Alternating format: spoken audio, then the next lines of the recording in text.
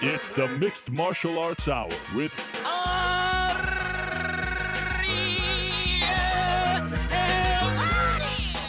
The Mixed Martial Arts Hour back in your life on this Monday, March 9th, 2015. Hello again, everyone.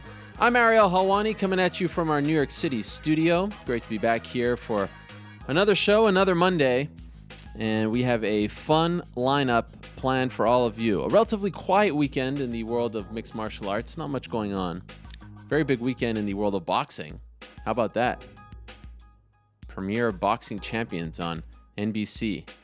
Taking a little UFC and putting it into the boxing world did very good. And by the way, just anytime you can have Marv Albert calling any kind of combat sport, you can count me in. That was a lot of fun. So I think anytime something exciting happens in the world of boxing, it helps out combat sports in general. I'm not one of these people who believe that there should be a decision to be made whether or not you are a boxing guy or MMA guy. I think it's great for everyone. And Saturday night was a great night for the sweet science. This Saturday, though, another big one for the UFC. It's UFC 185. It's in Dallas, Texas. 2 titles on the line. Anthony Pettis defending his lightweight title against Rafael dos Anjos, and Carla Esparza defending her strawweight title for the first time against Joanna Jędrzejczyk, Poland's own, who is a very interesting character, and we will, of course, talk to her later in the show. Great card. 185 is one of those cards where originally I felt like, okay, this is a really fun card on paper. There's no chance it's going to come to fruition. And now here we are, knock on wood, 5 days before, and it's pretty much remained intact. I really like it. Something for everyone. Of course, we'll talk about that. A lot of news, as always. Not a lot of fights this past week, but a lot of news, as always, in the world of MMA, so we will get to all of that. Let us run down the show for all of you. At around 3:45, we'll take your questions and comments. People have begun checking in, so let us know what's on your mind. At around 3:30, we're going to be talking to Fat Joe. Yes, that Fat Joe will be joining us. Fat Joe. What's love got to do with it, babe? That Fat Joe. It should be about us. It should be about trust. That Fat Joe is going to join us. What's the tie-in? Stay tuned. 3:15, it is Inside the Vault, and it's a first of its kind. Stay tuned for that. Inside the Vault, 3:15. 2:45, I don't think in the history of this show I've had more people demand a guest be on the following week's show, more so than this man. 2:45, Burt Watson, former UFC psych coordinator, will join us to talk about his abrupt departure from the organization. So many people were tweeting me, asking me, you must have Burt on. We got him. Can't wait to talk to him. And by the way, remember how Uriah Faber would always bother me about, checking in too many times? Burt Watson confirmed with me 3 times before this interview. I didn't even have to text him. We booked it, and then he kept confirming all weekend long. What a pleasure. What a guy. Amazing to see the reaction to his departure, the outpouring of support, the sentiment. It was really unlike anything I've ever seen in MMA, so I can't wait to talk to him. The aforementioned Joanna Jędrzejczyk will stop by at 2:25, talk about the Esparza fight, her big crack at a UFC title. 2:05, we're going to talk to Elias Theodorou, who competes at UFC 185. The Canadian is not fighting in Montreal next month. He's fighting against a local guy at 185, so we'll talk to him about that. 2:05, that's Elias Theodorou. 1:45, we're talking to Ryan LaFlare, who main events next week's UFC show against Damian Maia. That show has been decimated by a string of injuries. Most recently, Ben Saunders. Now Josh Koscheck returning. I know a lot of you want to talk about that. We'll talk to Ryan LaFlare about that show. His return has been a while for him as well. 1:25, we're going to talk to Duke Roufus, who, of course, his guy, Showtime Pettis, is in the main event at 185. And he is very much in the news because CM Punk was in that countdown show. They showed him it was a very subtle. They didn't even identify him. He was just on the mat, chilling, then working. Showed him like 2 or 3 times. So Duke Roufus is very much in the news. He also has Sergio Pettis on the card this weekend as well. I like how they always team up the brothers. And it's always great to talk to Duke. In a minute, we're going to be joined at the top of the show by the Lion, the King himself, Vitor Belfort, who, of course, is scheduled to face Chris Weidman at UFC 187. that is an amazing card, May 23rd in Las Vegas, Nevada. It's a fight that we have been waiting a long time for. They were supposed to fight last year, and when was it? They were supposed to fight in May, and then I think in July, and then December. And then, of course, February 28th, Weidman got injured a couple times. There were other delays, of course, with the commission. So we're finally, hopefully, getting that fight on May 23rd. 187 is one of those cards that I said I don't even want to talk about because I'm afraid someone is going to jinx it. The headlining act is John Jones versus Anthony Rumble Johnson, and then you get this title fight as well. Plus, Travis Brown against Andrei Arlovsky, Joseph Benavidez versus John Moraga, Donald Cerrone versus Khabib Nurmagomedov. It's an amazing card. You know what I was thinking? 185, 186, 187, and 189. So 185, 186, 187, 189. 4 of the next 5 UFC pay-per-views right now have 2 title fights on them. That's pretty amazing. 188 doesn't. That's the Mexico City card. That's the one that is headlined by Verdum versus Cain Velasquez. 2 titles are kind of on the line there because it's in a unification bout, but that's pretty amazing. Now, of course, in between there, we have cards like next weekend's card in Brazil, which, like I said, has been just killed by all kinds of injuries and cancellations. Josh Thompson was supposed to be on that card. Now Josh Koscheck is on it. Ben Saunders, Eric Silva was scratched for the Koscheck fight. And a lot of people, when that was announced, were kind of surprised, including myself. I didn't think Koscheck would come back, but it is the final fight on his contract, and he said he wants to fight it out. He wants to end it. He wants to end on his terms. So he was just defeated by Jake Ellenberger last weekend, and now here he is coming back. Pretty amazing. I know you guys want to touch on that, so we'll save that discussion for later. For now, though, let us go to the Skype machine. Let us welcome in our first guest of the day. The aforementioned Vitor Belfort is here. Look at him, always with a tremendous Skype connection. What a pleasure it is to have you on the show, Vitor. How are you? I'm doing fantastic. The journey is the reward. Come on, my friend. That is a good saying. I like that. And it's very apropos because it has been a long journey for you. Oh, there's another one.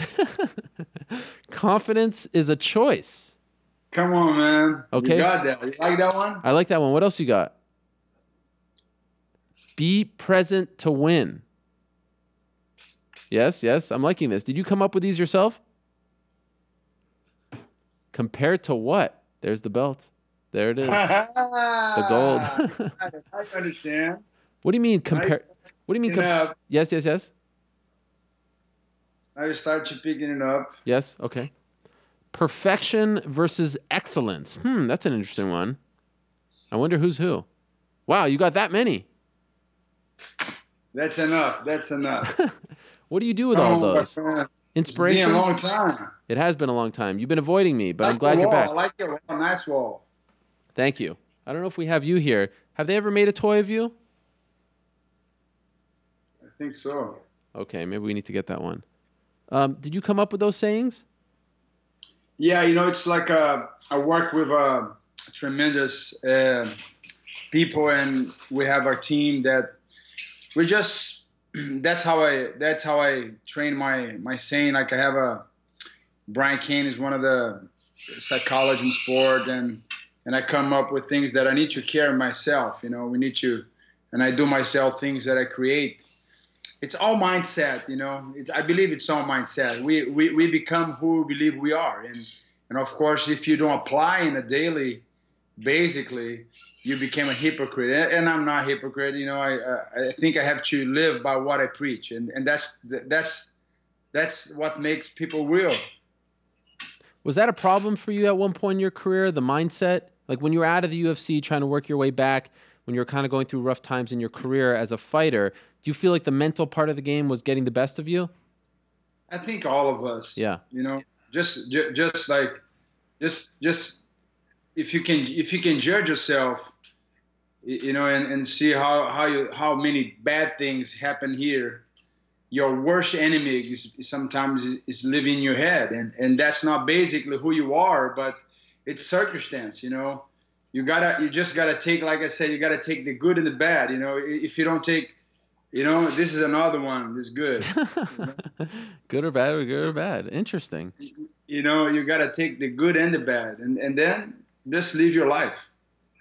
But what's it like for you? You're on this journey. You're trying to get that belt. You've been on a very long journey to try to recapture a UFC title, and you get close, and then they say, "Hold up, there's no fight. You have to wait a little longer." Like mentally, you're someone who is preparing for the battle of your life, and then you have to take your foot off the gas. How difficult has that been for you? Just how you see time, and that's being the challenge of human race. How they see time, Some people, they see time like it's the worst enemy. They dragging themselves for 90 years, 80 years, 70 years, 60 years, or on college. Like I talk to my son a lot, and I say, son, don't make hard these hours that you have to go, to school and when you go to college, and make them pay, they pay off, be there, think there, just maybe you're not going to like some science, you're not going to like geography, but it's going to be good for you just to train that you got to be in the present moment. Like the present moment is the most valuable thing. So I see time in my favor, the more people give me time, the more it's like I become better in what I do. So the way I see time, from my lens, that's what I'm trying to explain to you. From my lens, it's how I see time. I see time is in my own behalf always. It's good for me. I learn. Life teach me a lesson in a hard way. When I didn't have my sister, I remember, when I look in the eye of my wife and she said, I say, don't hide from me. What's going on? She said, your sister is missing. From day on, I was like a shock, like I say, what? She was in work. And when you deal with life, when you face a real challenge and a real problem, a real situation that is life changing, and you learn from it, may not be good, but the thing is, you got to take it. You cannot escape it. I trying to live in another planet. I trying to erase from my mind, but I cannot. And I have to look to my dad and see my dad crying with tears on his eyes, say, where's my little girl, And this is painful. So you got to understand that things in life, for not just for me right now, but for people are living in Syria right now, they are living persecution because they're their own faith. They are there, and all of a sudden someone take your daughter and take your son, and they murder him because they're Christian. So time, it's awful sometimes, but you cannot escape from it. You got to take it, good or bad. Just move on. Very well said. By the way, since you brought it up, where do things stand with your sister in her case? Did you ever get any kind of finality there? No, just like we have the thing that they really know for sure, but they don't have the bodies that it was a case that somebody took her, and eventually they have to disappear her body, and that's what they told me. They have to just, this what's happened. Nobody will never found, because people in Brazil, like if you don't have a body, you don't have a crime. They usually do that in Brazil a lot, in the favelas. So, but I believe in God. I trust God, and you can hide things, but you cannot hide anything from God. And they never arrested anyone or convicted anyone regarding? They did arrest a lot of people. They got the organization there kidnapped in Brazil that they thought these people are the ones that they did the crime. But eventually, unfortunately, the law in my country always working in the favor of who makes bad decisions. Like example, in Brazil, you don't know that, but they have a law.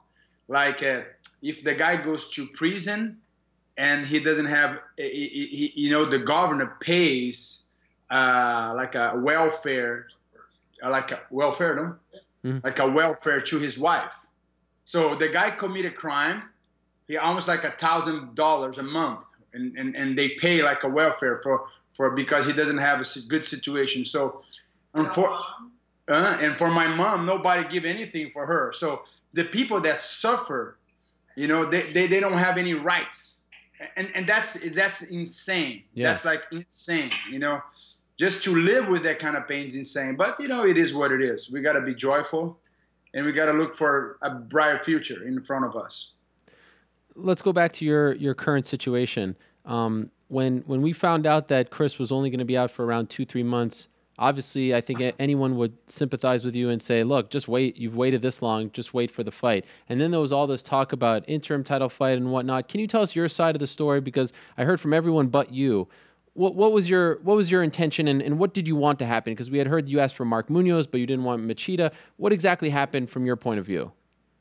It's simple. You know, when I got my office got the news, everybody was in motion. You know. Yeah. And my offer made an offer. Say, okay, let's make this happen. You know, let's find someone. They call my coaches and they say, okay, let's get someone that have stylistic the same.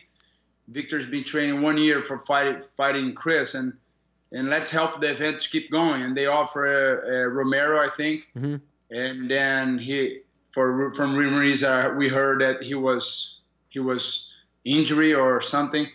So then they came with a counter offer, but the coaches, they say no, we're not going to take anyone. We want Weidman. You know, the injury is not big, so I don't want Victor to fight. And like I said, like I'm a general, but I know how to be a soldier and trust my team. So I trust my coaches. So you squared off with him at the Time Is Now press conference. I saw you in LA. You were there. You squared off with him again. This has been talked about for so long, this fight. Are you kind of tired of thinking and preparing for Chris Weidman? Are you anxious to get this over with? No. Not anxious. No, I'm enjoying every second. You know, I have a way of live that helped me a lot. Like, I just live today like it's my last day of my life. So I try to face the day that I have, you know, the now moment. That's the most important thing, you know, the way yesterday. I had a tremendous moment of my life yesterday, man. Me and my wife, you know, my son just went to the championship game basketball, the V. Oh. So we are there on that moment. It was like this energy, man. Oh, my God. It's like it was much more exciting to see a professional NBA player. Wow. We watching these kids, you know, dealing with pressure. You know, let's go. We got to win. We cannot lose this. We're going to go to championship. And me and my wife say, look, these kids, they're performing. They don't get paid. They're there because they love to be there, you know. And they're doing their best, you know. They looking and they shouting and the other team is fighting back and all of a sudden I say, man. And that moment to watching my son, like he was the MVP of the game, you know, because the day before, you know, I went to bed with him and I talked to him. I say, son, let me teach you life. Sometimes life, you know, you expect one thing, but life presents you another thing. Present you like a big mountain, okay? So people are afraid of big mountains because you cannot see the sunshine, you cannot see the sunset. So what you do, you gotta just climb that mountain. But people don't want to climb the mountain. They're too comfortable zone, you know. So when you're there on your court tomorrow, you make sure you enjoy the moment, enjoy the pressure, enjoy the moment. It's like it's your last. That's the only moment in your life. And he did, and he said, "Dad, you know what helped me? Our talk. You told me that the only thing I can do in that game is do my best, and I promised to do my best, and I did. And I say, you see." When you do your best, you know, things happen, positive things happen, and you move forward. And that's how I look at my situation. Did he win? Yes. Awesome. Championship. We got championship. Parabéns. Parabéns. Thank you. Did it bother you when Chris tweeted a picture of him outside your gym? Did you find that to be annoying, disrespectful, anything like that? No, not at all. Just kind of, you know, I'm focused on my journey, bro. Like I don't read people. I don't read things. I learn. Like me and my wife, we are talking. See, one thing that helped me a lot is like example. I respect a lot your job, and you know that I respect a lot your job. But I find sometimes what people read about you may not be the true about you. Mm-hmm. It maybe be the news, but not the truth. So the way to love everybody and understand that everything has a time. You know, we're gonna fight. Things gonna go away. Years from now, we're gonna be talking Hall of Fame, all that. So to go to life and be able to love my opponents, fans, critics, everyone. I just don't read it. You know, I just like, I have my wife. She tell me the truth. Nobody better than her. She tell me some truths that hurts, but she tell me with love.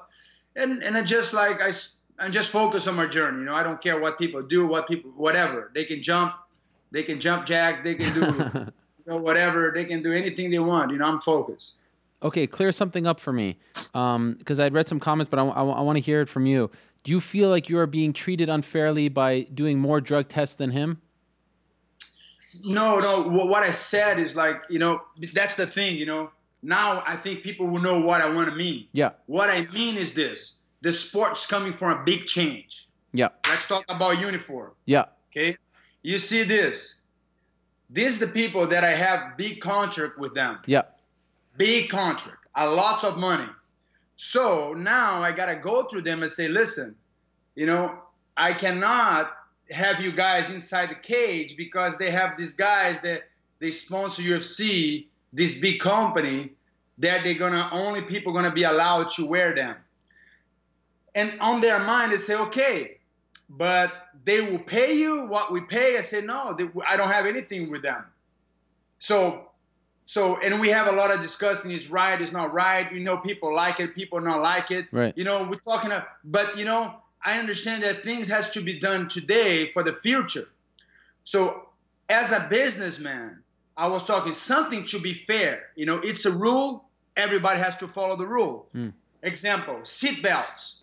You know, doesn't matter if you're the president, if you're the son of the president, or if you're a rock stars, you have to wear a seatbelt. And if you don't have your seatbelt, you get a ticket. So my uniform, somebody gonna be in my uniform and not gonna pay me monthly. It's fair. I have a 19 years career. 19 years career. I don't think it's fair, you know, because some fighters have the privilege to have a contract with this big organization that comes from my sport, and they have monthly pay.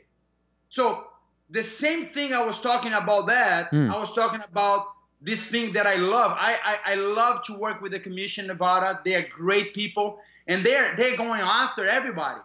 And I said, to be fair, something to be fair has to apply to everyone equal. Am I right? Yeah, I get what you're saying. So now you got to. So what I mean is this: how come my fella Anthony Johnson, example, he got tested 5 times, and the current champion gets tested only 1 time? This is fair for you? Is that what happened? No, I'm just saying, they will be fair for you? If this happened, that would be fair?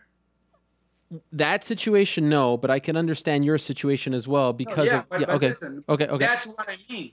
For something to be equal, something to be that I didn't talk about me. To the sport to be equal, the system to work. If you want the system to work, doesn't matter if I was caught, I was caught in my without seatbelt, or I would not seatbelt. I don't have the rights to don't wear seatbelt. So I have to wear a seatbelt. So what I mean is like the system to work.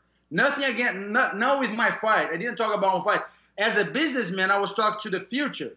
So they drug test everybody. 40% they fell in drug tests. 40. So that's a big amount. So now they come with these new rules. These new rules to work, everybody's guilty until they test it.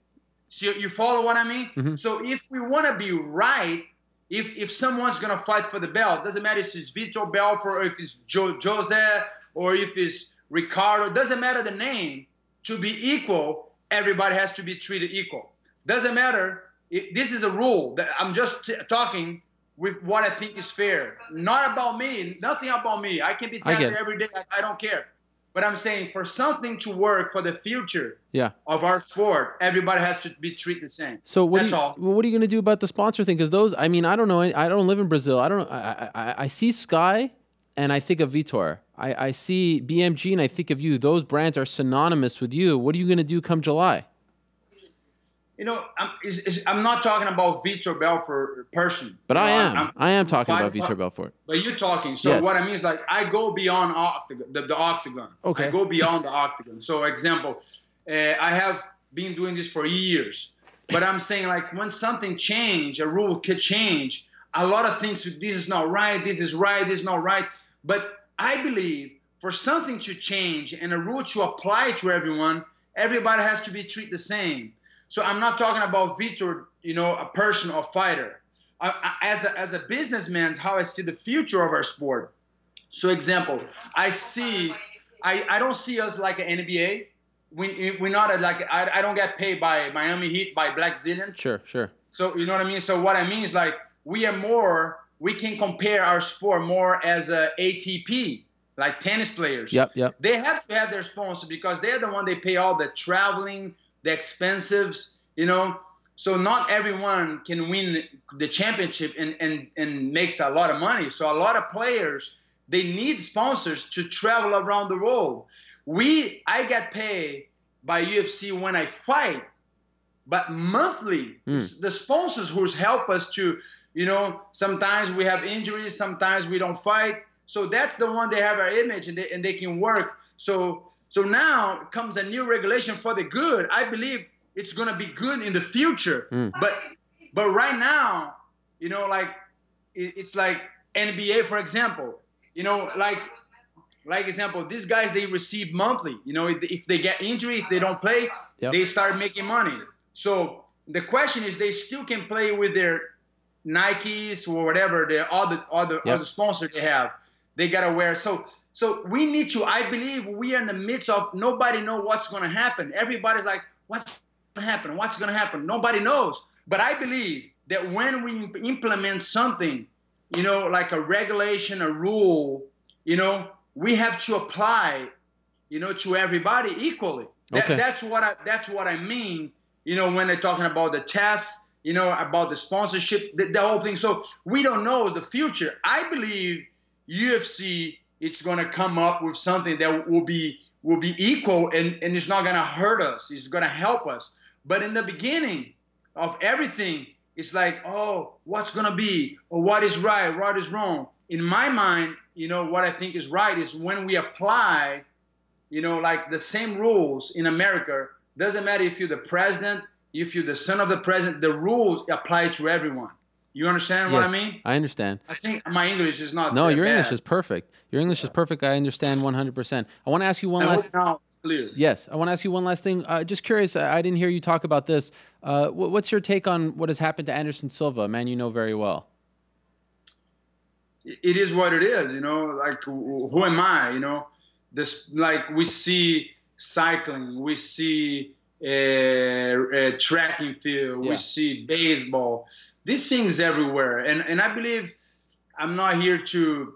I believe in what it is like what it is. You know, who am I to throw or judge anybody? No, I think we all make mistakes, and I believe that in the point of like, I believe in the people that are doing this, and they're like Nevada, UFC. That's the system. So it is what it is. It's sad, but you know. It's all good. All right, Vitor. Thank you for the time. Great to catch up with you. We have run out of time. Good. I like your office, man. That's your house? Well, no, I wish it was my house. It looks a lot nicer than my house.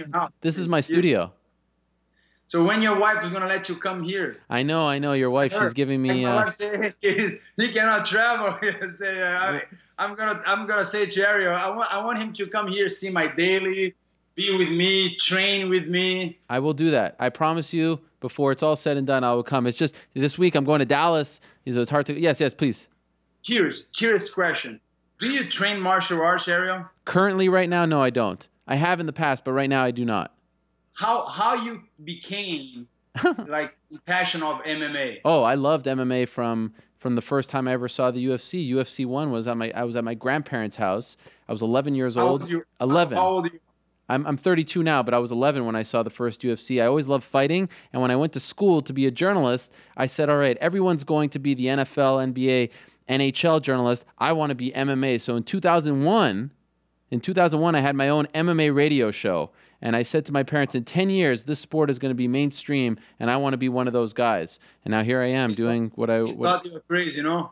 No, they supported me. No one supported me more than my parents. They said, go out and do your thing. What about your friends in school? Also like supported me. They said, you're going to be the man. I came from a small Jewish school in Montreal. None of this ever happened to someone who comes from there. And look at me now. I'm talking to Vitor Belfort, living the dream. Abraham. Yes. Jacob. My middle Wrestling. name. My middle name. He was the guy who was first wrestling mat. Remember the wrestling that he had with God? And Yes. come on, man. You got it. Vitor, thank you so much. God bless A you. pleasure as always. We'll talk to you before the fight as well. Thank you. And get here. Tell you Okay. what to come. I'm Invite coming. you. I'm coming. Wait for me. Okay, bye. There he is, Vitor Belfort stopping by. Great stuff as always from him. Well, that was fun. It's always good to hear from Vitor. Such a positive guy. Say what you will about him. He is very unique. He's very positive, and he always has some good advice. I love that story about his son. How about that? Little David Belfort. Sometimes I wish we could go an hour with these guys, especially someone like him who is so loquacious